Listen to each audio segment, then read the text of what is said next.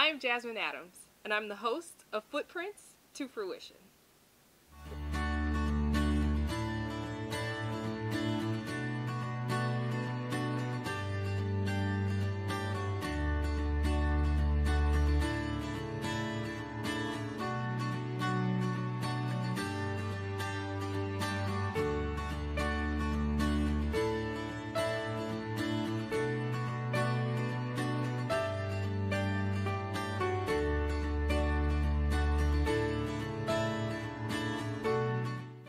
Thank you so much for joining us today. I'm really excited to have you. Of course, I'm honored to be here.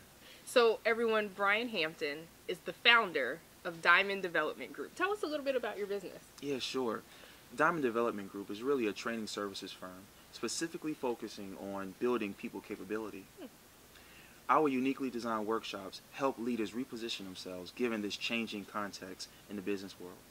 For example, after leaving our workshops, leaders actually possess the skills they need to drive business results with and through people.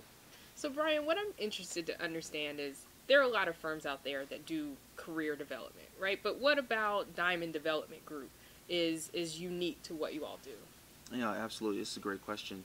There are a lot of businesses that really do well in identifying managers in future positions. The problem is there's not a forum or a platform for those managers to gain the people skills they need to drive results at the higher level. Okay.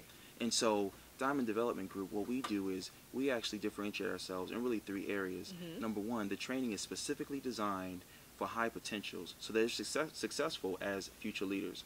Secondly, we also have business simulations where they actually demonstrate the skills needed to be successful so they can apply those on Monday morning. Interesting. Brian, tell me, how do you differentiate Diamond Development Group from some of the other firms that are out there doing similar type work? Jasmine, that's a great question. Right now, there's a real gap in the marketplace. Businesses are struggling at really giving managers what they need to be successful at higher levels.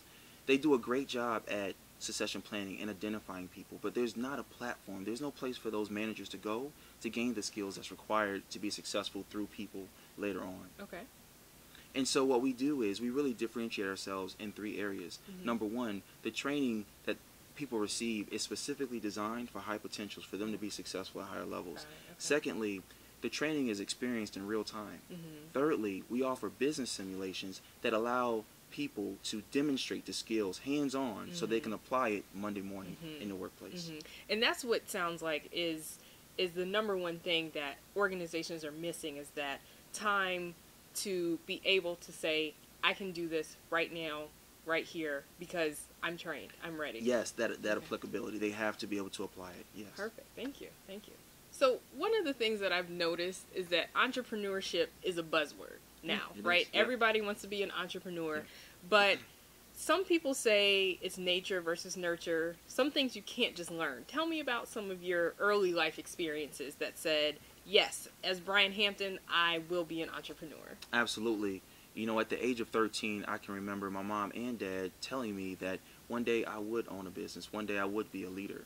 And since they told me that, I've been offered so many opportunities to serve in leadership roles. And the decisions I had to make were very entrepreneurial in nature. And I think all of that really culminated and allowed me to launch this business. So tell me, how did those decisions, how did that experience translate into you having the confidence to say, okay, great, I'm going to pull the trigger and actually be an entrepreneur? Because there's lots of risk associated with that. I agree. Talk about that. I agree. You know, to be honest, I was frustrated. I was frustrated that I wasn't able to really make the differences that needed to be made because of bureaucracy and other factors going on in organizations. And so out of that frustration came, you know, strategy and a plan, and really just launching this type of business. Interesting. I like that. That makes sense. And it's really valuable to know where your confidence comes from, because when you're on shaky ground in the world of entrepreneurship, you have to pull back to those things and say, this is why I can make it. Absolutely. So I really appreciate you sharing that part of your story. Absolutely. Thank you. So I know not just in entrepreneurship, but business, school, life, I mean, there's always seasons of sacrifice, and then there's seasons of reaping what you sow. But from an entrepreneurship standpoint, the mindset is always, I have to put my head down, work hard, I have no time for anything else. But in fact, that's not always true. I mean, you have life, you have things going on. So tell me, how do you balance that? Yeah, for me, actually, it's really combining work and taking care of the family at the same time. For me, my family is the number one client. I make sure that I'm home in time for dinner to help my children with their homework and spend time with the wife. I go to bed at 9 p.m. I wake up at 3 a.m. and that's when I truly work on the business. But when did you figure out this is the schedule that you need to put in place? Like, what happened to have you say, okay, I got to figure this out. How do I do the work-life integration? Well, you know what? You really got to spread out your time investment.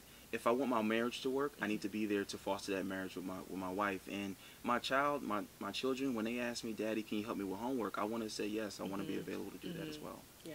Okay. Well, that makes sense. I really appreciate you talking about the balance, right? Because you can't always give everything in both lanes. You have to figure out, where to give all and where to pull back, and it's going to be a balance in each of those. And then my last question to you is just advice for other entrepreneurs. I mean, ones that have not started their business, they have the great idea, but they're scared to pull the trigger. Ones that are just now getting their business off the ground. What would you say to them? I would tell future entrepreneurs to really just put legs behind your ideas. Of course, it's scary. It's because it's the unknown, but really, the world is waiting on you. The world is truly waiting on you to put legs under your ideas. Yeah, I like that. It's all about action, right? It is, yep. Because people often have an amazing idea, but if you can't put any power behind it, no one... Absolutely. Yeah, doesn't matter. I like that. Well, thank you so much, Brian. I Thank you. appreciate you joining us, and we look forward to more conversations. Thank you.